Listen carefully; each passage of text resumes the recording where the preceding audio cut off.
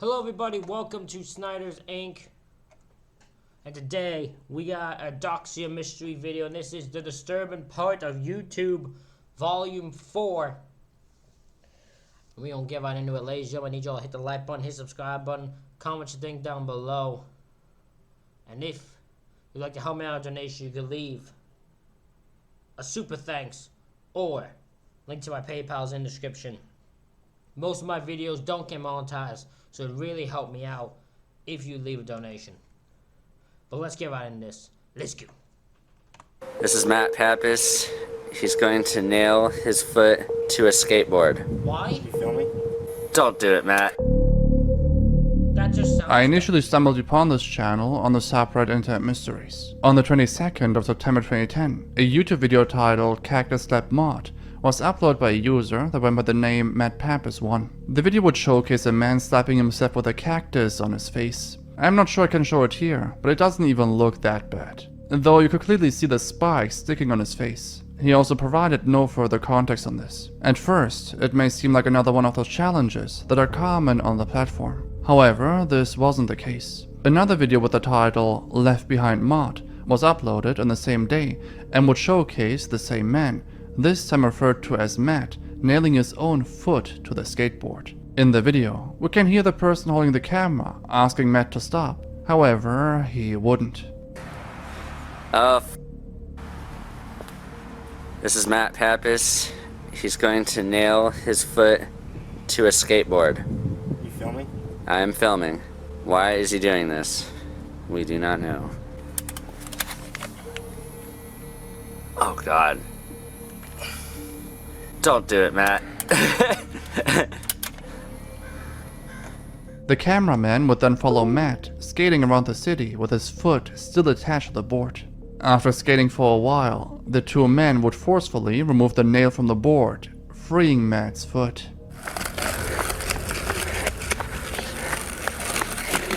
Starting to bleed a little bit.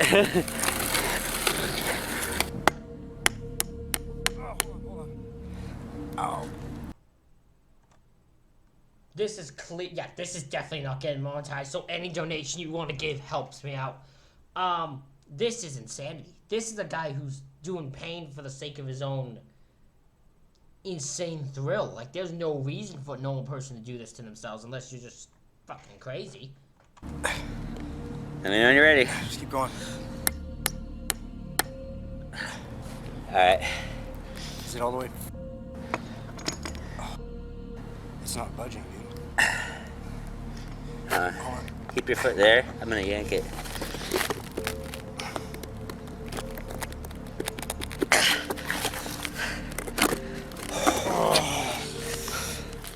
The entire YouTube channel is filled with similar content centered around this type of self-torment. All of the videos were uploaded on the same day, and it seems that he performs all of these stunts without any anesthesia and while being completely sober. In another video, he uses a hammer once again to nail his foot. I obviously cannot show everything here because of its graphic nature, but it's still somehow available on YouTube after nearly 14 years. There seems to be no sensible reason for his actions. Some argue that he was just trying to seek attention, while others believe that he could be into masochism. In the final video titled Relativity, he places his hand on a hot, burning pan. I honestly can't make sense of why he's doing this, but it seems it's mostly for the camera or a mental illness. The channel has since been inactive, and to this date, we have no explanation or context on what exactly was happening in these videos. By the way, just for a reminder, Yeah, I don't know what's happening. All I can say, this is a guy who clearly needs some mental help. I don't know if it was his own mental reasons or he just enjoyed tormenting himself, but he definitely has some mental issues. if you liked the video so far, make sure to subscribe to stay up to date. Пару шагов, пару шагов, пару шагов. Хи-хи-хи-хи. Ура. Ладно. Ой, дурак, дурак. Ой, Спарта. Vladislav Roslyakov, also known as Big Slims, was a Russian Minecraft YouTuber, infamous for committing mass shootings at the Kurt Polytechnic College in October 2018.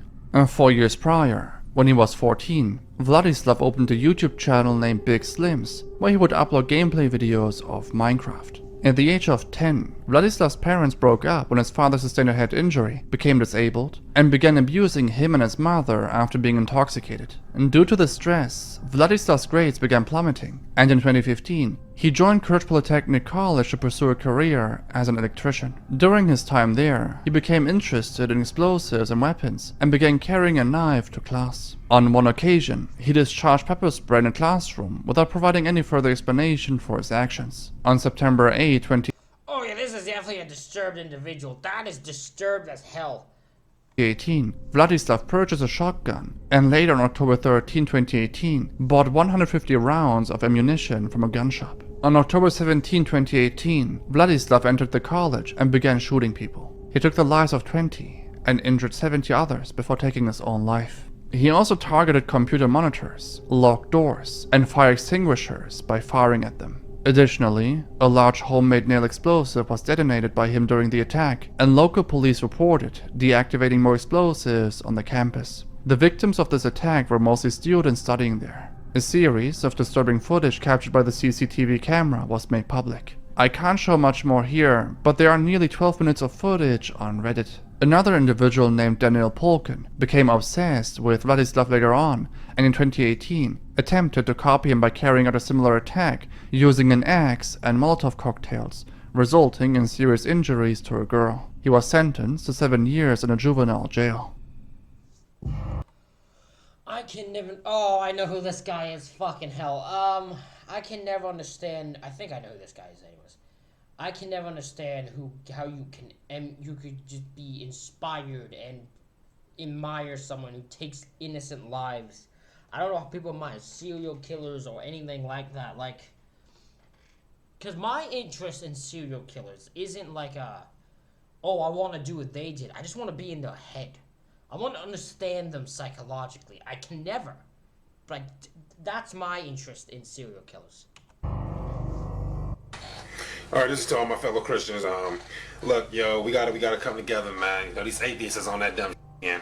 I'm pretty sure that some of these atheists are gonna come on this video talking that bull because you know they're coming after me. Anthony Powell was an American YouTuber and commentator known for his angry and outrageous rants about black women and atheists. He was active on the platform I 100% know who this is, yes. between 2007 and 2009, and had a pretty decent fan following considering the number of people on the site back then. Eventually, his videos started becoming more offensive, with him directly threatening to kill anyone who disagreed with him. We have to stand up for what Jesus did. He died on the cross. He was tortured, beaten, spit on, made fun of, mocked, like we're getting mocked. We gotta stand together, my Christian brothers and sisters. We have to. If we don't, then we're all gonna just fall. It's as simple as that. These Muslims, these atheists, these other religions, any of these people, these homosexuals are our enemies. They're our enemies. And we have to stand against them and take them down. He'd repeatedly make aggressive hate comments towards black women, advocating that they should be nothing but servants to their husbands. He was also a devout Christian and believed that I have a weird feeling your dipshitted and psychopathic ass just couldn't get a woman because they all be around you for about a minute. Hear your ass start ranting and be like, you're fucking crazy, I'm getting away from you. And I don't fucking blame them because you seem fucking insane. atheists were a threat to society and therefore must be exterminated. The atheists have been defeated. These mother have been caught on their bush. If anything acts the truth, I'm gonna show you and tell you how pathetic and ignorant and stupid these atheists are. You know what, people? I can make 50. I'm probably gonna make about 1,000 more videos clowning on you, filthy, disgusting atheist. As if his behavior wasn't alarming enough, Jesus, that'd be a real hate guy. He'd hate the hell out of me, I guarantee you that. his videos took an even darker turn as his mental health began to deteriorate. He became increasingly detached from reality, as he expressed having mental issues and mentioned owning a shotgun, claiming that he was scared and that it isn't going to be pretty. And viewers would express their concerns in the comment section and advise Anthony to take care of his mental health. Anthony's parents advised him to take the medicine. Meanwhile, he discovered another YouTuber named Asia McGovern. Yeah, this is exactly what I thought it is. I couldn't know until I saw who he took out. I remember this. Yep, this is insanity. It's fucking insane. At the time, Asia was just 20 years old, and would often post videos about her dance routines and comedy skits. Asia was an atheist and had completely different beliefs compared to Anthony. This would push Anthony to repeatedly stalk and harass her online. He would use multiple fake accounts to abuse her in the comment section of her YouTube channel, all in an effort to suppress her beliefs. Anthony would continue this behavior. I never understand this, because here's a thought, right? In his mind, this was his thought, that if I harass this girl enough, she will then become religious. That's not how it works. There were stories of people who probably were atheists and then started to believe. They were never harassed into it. I have never heard a story of someone harassed into believing religion. Because even if they were harassed in that to a point they don't actually believe it. What was this? That was a dumb idea. What the fuck? How the fuck do you think that was gonna work? For a few weeks, prompting Asia to respond. Hey, what's up, YouTube? Okay, this don't go out to all the YouTube people. It goes out to just about YouTube haters. Yeah, so finally paid attention to you. For the people that just felt like they had to come on my page and hate and think that they were going to get like some comments back from me, well, you thought wrong, and I just feel like it's stupid to leave messages on people's pages. Asia would go on to post a video on her channel addressing all the bullying. However, this would only make things worse. Coincidentally, Asia and Anthony both resided in the same area and attended the same college. On the 13th of April 2009, Anthony entered Henry Ford Community College and made his way towards Asia's classroom, shooting her with a shotgun and taking her life on the spot. He would then turn the gun on himself and take his own life. By the time police reached the site, both Anthony and Asia had unfortunately passed away. Again, the thought process was what?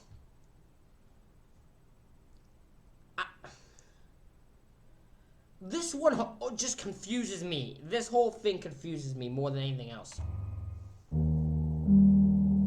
I'm here to help share how the universe works. Every detail, every principle, every fact, every single type of mathematical equation and scientific relation.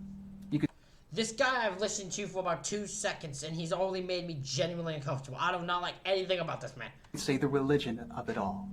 The universal and original religion. This episode we will be talking about pedophilia, and we'll be sharing the truth about it. Josiah Mizukami is a Malaysian host and YouTuber who made a series of bizarre posts on YouTube in 2022 discussing his unsettling views on life. He'd delve into topics such as intercourse with minors as an adult, portraying it as something completely normal or even righteous. While many found his videos quite strange and extreme, some began to consider him a deity and started following him like a cult leader. Additionally, he claimed to have discovered a cure for cancer and COVID. Why is that every cult's thing? I swear I've heard like 3 or 4 that have that part to it. Where they found the cure for something, and that's why you need to invest it, because I can find the cure. Yo! I can never go at someone who follows a cult, right? Because cult leaders are something fascinating to me. And I want to know. I want to study the psychology of a cult leader and how they're able to do what they do. But it's so bizarre to me how they can, like this guy especially. This guy just gives me creep vibes. I'm not even gonna lie. He just gives me some creep vibes. Knowing he encourages having sex with minors, I guess I kind of know why. Fucking creep. But like, the fuck? Initially, he didn't receive as much attention until a Twitter user that went by the username BXBulletTV shed some light on his seemingly disgusting behavior. Pedophilia in itself is completely righteous. It is harm-free. Pedophilia in itself is something that we all have naturally in our core architecture. Appreciation, love, a type of reaction, a chemical reaction. You could say something that is connected to flowing positive energy from one person to another. As one organism, of course, we are one. As individuals in this democracy, we are individual and we are related and we are family. We are meant to love each other. Inspired to get him behind bars, a guy named Alex Rosen set Josiah up to admit that he would gladly engage in explicit acts with a child as young as 5 years old. In a video call they both had, Josiah said, quote, "If the 5-year-old says yes, they're actually giving their democratic vote and that is their right. So as long as it is harm-free, it is perfect." After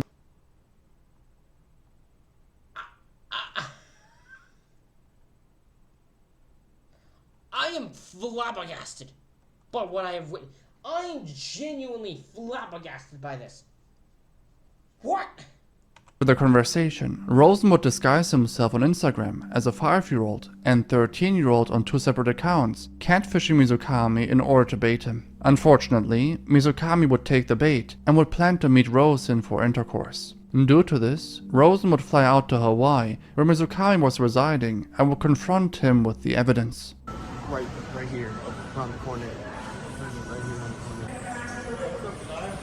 Oh, hey, how's it going? Nice to meet you, man. Hey, yeah, it's good to see you on video too. Good to see you too. Yeah. So I gotta talk to you about some stuff going on. What's up, man? Okay. Absolutely. Yeah, and I'm just kind of curious, dude. Like, I'm just here to talk to you about what's going on, stuff like that. All right? For sure, yeah. Yeah. So, Absolutely. how old is Maddie? She said she was about 13 or 14 or so. Okay. Do you assume she's one of those?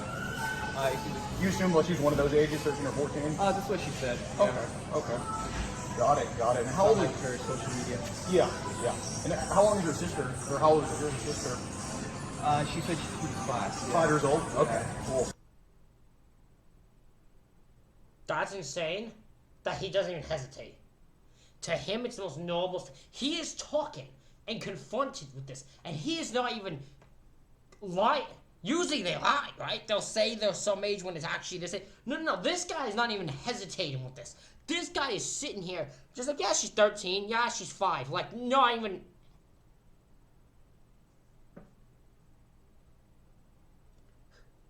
I want to gouge his eyeballs out. Oh, I want to do some destruction to this man. Cool. Got it. So, I mean, so Maddie was talking to you, or was her sister talking to you, or just Maddie, or do you think you guys were loving with each other, like you and Maddie and you, like, would you say y'all were like pretty loving with each other? Yeah, absolutely. Josiah Mizukami was arrested in Hawaii on accounts of promoting explicit materials to minors and electronic enticement of a child. Yes, ma'am. Well, wonderful. Yeah. How you doing? What's happening today? Hi. So he's here to meet a 13-year-old girl and a 5-year-old girl that he wanted to. You said you wanted to get married to them. If they wanted to, yeah. Yeah, he wanted to get married to this 13 and 5-year-old girl. He basically said he wants that. This is actually one of the most insane. I don't even think this guy's not in his right mind. This guy is what the fuck? Because there was no way in my mind I thought he would say, yeah, actually admit to that in a police officer. There was an officer right there. He is staring at this officer and said, oh, yeah, I'd marry her if they wanted to get married, a 5 or 13-year-old. This is actually one of the most disturbed things I've heard. So this guy is actually disturbed me. This guy gives me creeps. Like, this is giving me creep vibes I received while watching a video in ages. And admitted to wanting to have them if they're cool with it, of course. We're posing as said girl, but he's had real minors before in person. 40th state. Okay. And why am I being arrested? I would actually not agree to this, obviously. You mean I'm being arrested for promoting good? One Redditor claimed to have known Josiah for 8 years, stating that he suffers from a messiah complex. According to them, threatening him with violence would only worsen the situation, as he cannot process things logically and poses a danger to himself. And it honestly seems to be accurate, since during the interaction with Rosen and the police, there was not a single moment where he truly believed he did something wrong. You could genuinely tell that he was fully detached from reality. Yeah. One of Josiah's family members expressed concern about his condition, stating that he has become mentally unstable and is spreading very inappropriate messages through his videos. Clearly he's mentally unstable. It reads as follows. Josiah has completely lost his mind and has some type of superiority complex. He also has an active assault case against him for having intercourse with a girl, that's the word of her parents, because she has the mental capacity of a child. He also has a sister that was assaulted as a child, and he knew how it devastated her life. from him to post this is vile and deplorable. A lot of these posts are very dangerous, such as his so-called baby formula that's better than breast milk. Half of the ingredients will kill a baby or make it very sick. Please report this video. This is a very dangerous message he's sending out. While he remains in custody, he hasn't been sentenced yet. He could face up to 15 years in prison. For the sake of him, for the actual sake of this guy, for the sake of the outside world, put this man in jail, please, for 15 years. Please do it. Please, I need this. This guy cannot be free. Hi everyone, this is a YouTube video that I made, community service. Zaharie Ahmed Shah was a skilled I know this one, and this one's also insane, but I don't think anything will top the last one when it comes to pure fucking insanity. an experienced Malaysian pilot with over 18,000 hours of flight experience and a spotless record. He was respected among his peers for his professionalism and dedication to his job. On April 27, 2010, Zaharie started his YouTube channel, where he uploaded seemingly ordinary videos, focusing on various tutorials aiming at helping people with their everyday tasks. One of the first videos on the channel was uploaded on January 11, 2013, titled How to Tune Aircon to Save Electricity, in which he shared his ideas and tips on reducing electricity bills. And Zaharie went on to post 4 more videos, all of which were various tutorials aimed at helping people with their everyday tasks. Okay, today I'm going to show you how to clean service the air conditioning unit, the indoor unit. Okay, lift up the bottom pipe, then go to the top and...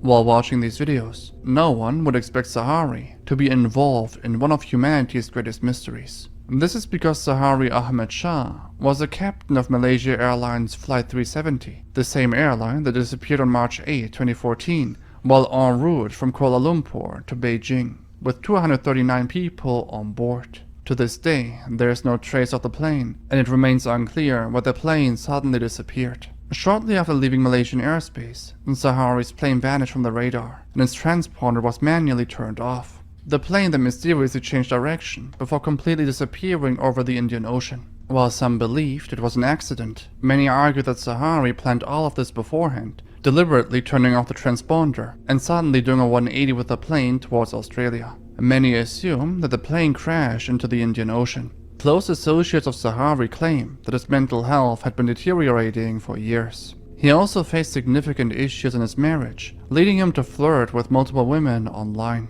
However, the strongest evidence against Zaharie was that he had practiced a similar flight route on his very own flight simulator that Malaysian Airlines 370 took on that day. This suggests that perhaps Zaharie had planned all of it, and his goal was to end it all together with all passengers. But this is only one of many theories, and this case remains a mystery.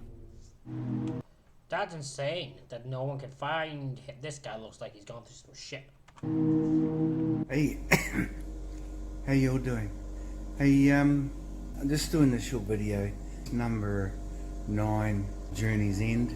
On the 8th of July 2020, a user went by Daryl Leaf would post a video on his channel documenting his life and journey as a cancer patient. Daryl was diagnosed with colorectal cancer on the 19th of September and has been battling with the disease ever since. I would know that I have a stage 4 colon cancer.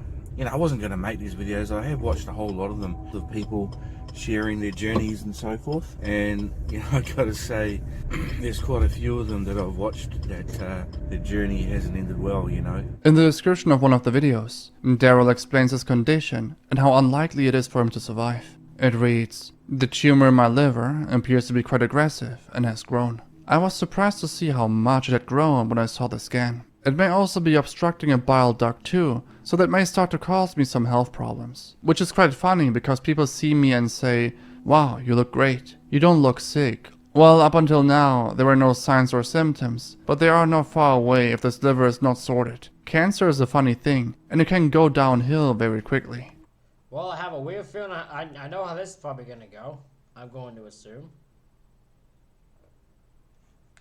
Having said all that, there's now a very, very small chance I could be cured if the operations and chemo mop-up work. But even if they do get the cancer out of me, it doesn't mean I'm in the clear. There would be more monitoring and scans for a set period, usually 5 years, before the all clear is given. In his videos, he'll often express that he thinks that this disease will eventually take his life. I do believe that this will kill me, alright, and I've been, stage 4, very few people get that sorted.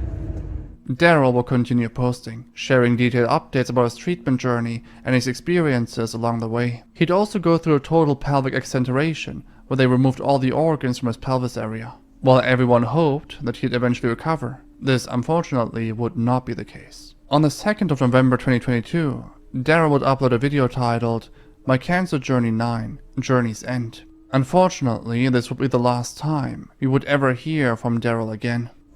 Journey's End, so you can guess what's coming from that. I just wanted to do this short video to let you know that maybe today, yesterday, day before, I actually passed away. So I'm no longer here, alright? Daryl Leaf would pass away on the 2nd of November 2022. It was honestly really heartbreaking to see him slowly approaching his death, and I hope he rests in peace. The description of his last video reads as follows. Hello everyone. Unfortunately, this will be my last video. As you can see, I can barely string a sentence together. My lungs have suffered quite a bit. This video is really just letting everyone know that I have passed away. Despite everything, I feel quite lucky, as I've had the opportunity to plan for my passing, which most people do not get to do. Passing in this way, seeing it coming, which is how I have always wanted to go, has taught me not to take too many things too seriously and relax.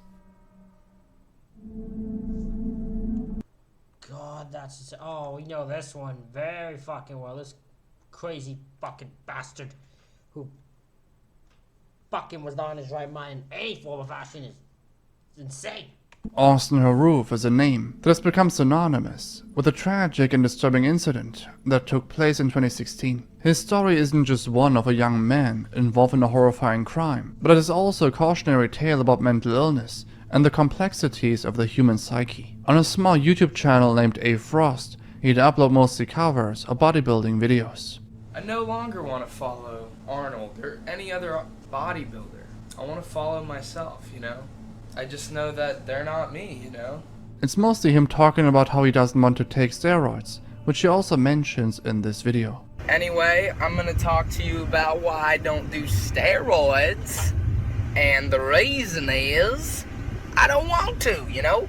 I don't feel like it'd be beneficial for me to do steroids, you know? It just wouldn't, because it damages my health. I feel like I have to depend on it every day. That's a life not worth living for me, you know? While his channel didn't really contain anything controversial, his activities outside of it are completely insane. The events surrounding Austin Haroof unfold like a horrific tale, filled with violence, mental deterioration, and ultimately, a legal battle that captured national attention. To understand the entirety of this case, we must delve into the details of that fateful night, the investigation that followed, and the ensuing trial that sought to understand not just the what, but the why behind the actions of Austin Haroof. On the evening of August 15, 2016, in the quiet town of Tequesta, Florida, Austin Haroof, then a 19-year-old college student, committed an act so gruesome it will leave the community and the nation in shock. Haroof, who had no prior criminal history and was known among his peers as a friendly, albeit somewhat introverted student, inexplicably attacked a couple, John Stewart and Michelle Mishkin, in their garage. The attack was brutal and unprovoked, leaving both victims deceased. The brutality didn't end with their deaths. Haroof proceeded to inflict post-mortem wounds on Stevens, including biting his face, which earned him the moniker the face-biting killer in media reports. What could lead a young man, with no apparent motive or history of violence, to commit such a barbaric act? This question would become the centerpiece of the investigation and trial that followed. Initial speculation centered around the possibility of substance abuse, specifically flakka or bath salts, substances known to cause erratic and violent behavior. However, toxicology reports later revealed that Haroof had no traces of known hallucinogenic substances in his system at the time of the attack. The focus then shifted to Haroof's mental state. In the days leading up to the attack, Haroof's behavior had become increased. Did I just mishear, or did he actually censor the word state? System at the time of the attack. The focus then shifted to Haroof's mental state. In the day. Oh no, I Okay, you just said stain. It sounded censored in my ears. What the hell's wrong with me? Leading up to the attack, Harouf's behavior had become increasingly erratic. His social media posts and interactions with family and friends indicated a descent into mental turmoil. Harouf himself would later claim to have been fleeing a demon he called Daniel at the time of the attacks, further complicating the narrative with elements of psychosis. And this information became crucial in the legal battle that followed, as his defense team would argue that Harouf was experiencing a severe mental health crisis, which rendered him incapable of distinguishing right from wrong at the time of the crime. The trial, delayed multiple times partly due to the pandemic, was a focal point of media attention, stirring debates about the criminal justice system and how society deals with cases that fall in the gray area between deliberate malevolence and uncontrollable mental breakdown. Harouf pleaded not guilty by reason of insanity, a defense that hinges on the ability to prove that the defendant wasn't aware of their actions or could not discern right from wrong due to their mental state. And throughout the trial, harrowing details of the attack were presented, along with testimonies from medical experts, family members, and Harouf himself. The defense argued that Harouf's mental state was the sole catalyst for his actions, highlighting the failure of societal structures to provide adequate support and intervention before the tragedy occurred. Conversely, the prosecution questioned the validity of his claims, emphasizing the brutality of the attacks and the need for justice for the victims and their families. As the legal proceedings have drawn to a close, the community, the victims' families, and Harouf himself are left to grapple with the aftermath of a tragedy that has no simple explanation or resolution. At the end, he was admitted to a mental health facility and was found not guilty. If you haven't seen the previous episode, ladies and gentlemen, that is it for this reaction video. Let me know what you think in the comments. Hit the like button, hit the subscribe button. Thank you all for watching. I'll see you all for the next one.